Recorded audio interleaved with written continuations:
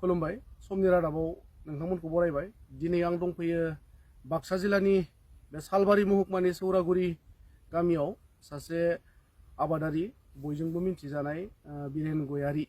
जाय बिथाङा ड्रागन आबाद मावनानै जाफुंसार जानो हादों दा बिथांजों आङो बे ड्रागन आबादनि सोमोन्दै माखासे खोथा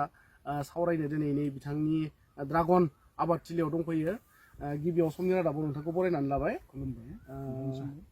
दा नोंथाङा नैबे ड्रागन आबाद मावनाया खय बोसोर जाखो आं ओरैनो बोसोरथाम जाबाय बोसोरथाम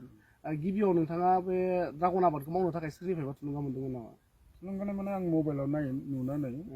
निजेनो गोसो गुदुं जानानै मावदों फुलिखौ गिबि फुलिखौ माबेनिफ्राय लाबोजेनामोन आङो फोथायथाव बै मोनसे नार्सारि दङ बेनिफ्राय बिसोरो बांलादेशनिफ्राय लाबोना होफैदों आदसा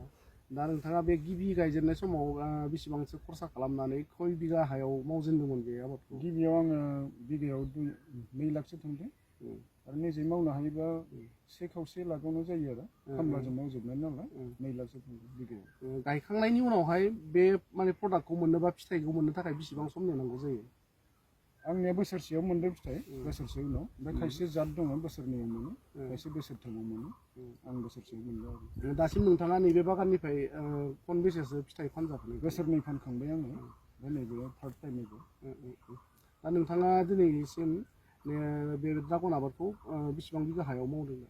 आं ओरैनो बिगाथाम खावसे हायाव मावदोंमोन गोदानै 1.5 बिगा आरो गोजाम बिगानै नाथाय 1.5 बिगाया आंना एसे लुजार जाबाय आं जोथोन लानो हास्लाबाखिसै आंखालनि थाखाय बेनिखायनो आं नैबे गोजाम बिगानैखौनो जोथोन लागासिनो दं आरो दा बे ड्रागन आबादजों लोगोसे नोंथाङा आरो गुबुन आबादफोर मावबावो नामा आबादाथ' दङ गोदोनिफ्रायनो दंखायो अब्लाबो एसे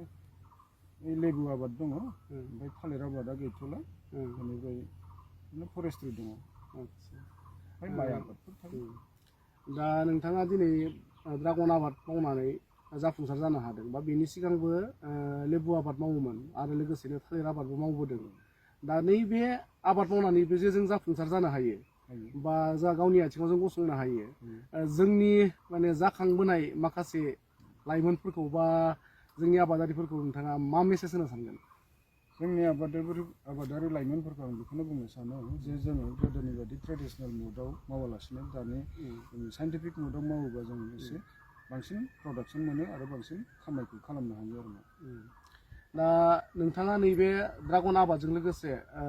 बे ड्रागननि फुलिफोरखौ फाननायनि बेबस्था खालामबाय दङ खालामदों नार्सारि खालामदों आं दा फानगासिनो दं आरो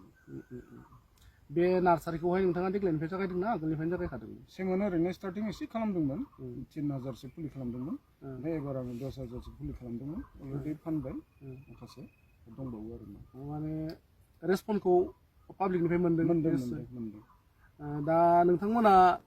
जोंनि समनि रादाब नायगिरि नोंथांमोना खोनानो मोनबाय नैबे सौरागुरि गामिनि सासे जाफुंसार ड्रागन आबाद मावनानै जाफुंसार जानो हानाय बिथाङा जोंजों दान्दिसे सम होबाय बेनिखायनो जों गासै समनि रादाब नायगिरि नोंथांमोननिसिम फिन खुलुमनाय बावहरनानै जोङो दिनै बिथांजों सावरायनाय आयदाखौ बेखिनियावनो दोनथ'बाय गोजोन्थों